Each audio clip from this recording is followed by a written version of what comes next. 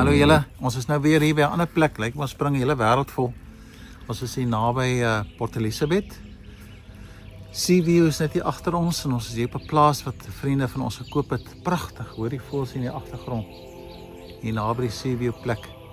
En nou is dit weer tyd dat ons 'n bietjie 'n video of twee maak. Ons maak nou klaar met die video oor vrede. Die laaste een wat ek oor vrede wil bring, ons het so 'n paar keer gepraat daaroor. Maar ek wil weer daai teks gebruik in Johannes 14:27 wat sê: vrede laat ek vir julle na, my vrede gee ek vir julle. Die vrede wat ek vir julle gee is nie die soort wat die wêreld gee nie.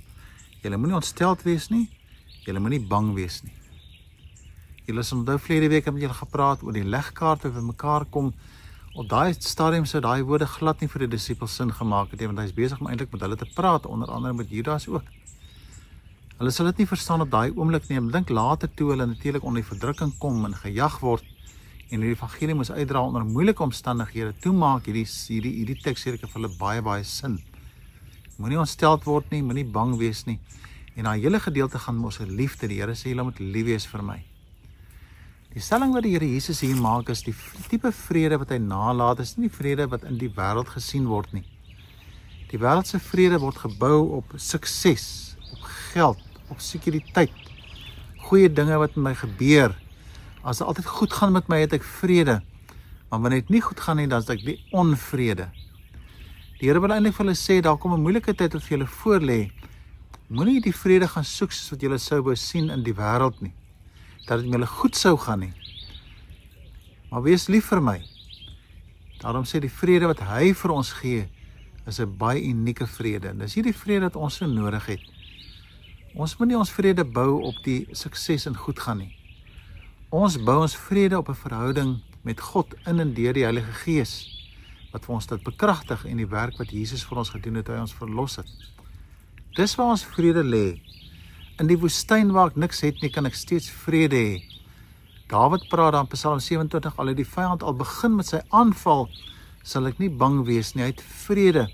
Daai teks het daarna sê, want hy is in die teenwoordigheid van God.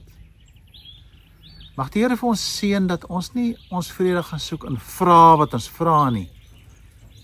Maar mag ons vrede soek in die bevestiging in ons hart van die liefde wat Jesus vir my het en God vir my het en bevestig word deur die Heilige Gees en liefde wat ek die voorreg het om vir God te kan hê. Jy sien, my blydskap en vrede lê nie wat die Here vir my gee nie. My verhouding is nie afhanklik wat ek van Jesus kan kry nie. Die dinge wat ek beleef en sien van hom nie. My vrede is, ek is lief vir God.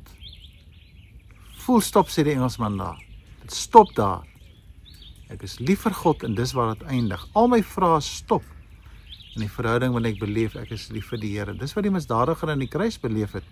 Toe hy sien wat daar op die kruis gebeur, hy sê nie, haal my van die kruis af nie, doen iets vir my nie. Hy sê, dink net aan my. Ontdek jy die verhouding met Jesus daar aan die kruis. En God het Jesus dan geseën daarin. Ek weet nie met jou vrede in jou lewe met die afsluiting van hierdie kort reeksie van 4 boodskappe nie. Maar die vrede lê daarin, iewers het die Here my lief. En vriende, dis vir ons genoeg. So gaan dit swaar met my, al wat ek weet is, God is lief vir my en hy weet van my. Hy sal vir my sorg. My beste belange is op sy hart. En dis waar my vrede is. Ek vertrou jou verhouding met die Here in Jesus is so kosbaar, dat u saam met my oorwinning kan kry oor wat ons sien in hierdie wêreld. Jesus sê dit lê nie in die wêreld nie. Dit lê in die vrede wat hy vir ons gee. En dit is baie uniek. Dis 'n geheimenis om daai belewenis te hê in jou verhouding met die Here ook. Kom ons bid net saam. Here, baie dankie vir die genade dat ons weet ons vrede lê in u. U is die ene wat u self aan ons openbaar het. U het in daai donker nag aan ons hart kom raak. Daar in die stormsee was u saam met ons in die boot. En iewers nie deur die woorde van mense, oortuiging van mense het ons kinders van u geword nie, maar in 'n persoonlike verhouding waar u vir ons geroep het. Verhouding wat nie gebou is op die slimheid van mense in die Here, maar die verhouding waarin u lig in ons harte kom skyn het. In daai nag het ons gesien, u is kosbaar. Dankie vir 'n voorreg en 'n voorbeeld wat u vir ons gestel het om in 'n verhouding met u te staan, soos in 'n verhouding met u Vader gestaan. Dankie Here dat u Uself aan ons openbaar. U gee vir ons vrede, ons bely saam in hierdie gebed. Ons soek nie die vrede in die wêreld nie.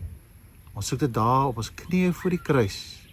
Soos die knegt Johannes het beleef in Openbaring 1, toe hy daar geval het voor die voete en ervaar dat ek word soos 'n dooie voor die aangesig en voel dat hy my aanraak en ek nie bang hoef te wees nie. Seën my vriende en vriendinne, almal wat luister na hierdie video, weet nie waardeur hulle op hierdie oomblik gaan nie. Daar's dalk 'n benoudheid waarvan ek nie eens weet nie. Ek kan myself indink aan hulle benoudheid nie. Maar iewers kom openbaar hierdie kosbare teks in ons harte vandag. Die vrede wat U daar laat, is die vrede wat U gee, nie soos wat die wêreld vir ons gee nie. En so behoort die eer aan U. U is vir ons kosbaar, Here. Ons het U lief en dankie Here dat U vir ons kon leer ook van U liefde en die genade en die vrede. Amen. Amen. Die Here onderneem vir jou. Ons het nou klaar gemaak met hierdie 4, kom ons sê, gedagtes rondom vrede. Gaan doen self 'n Bybelstudie oor. Vat net daai teks en werk deur hom. Tekste voor en tekste agter. Werk deur daai hele gedeelte in Johannes 14 en ervaar hoe die Here daai belofte van vrede bring.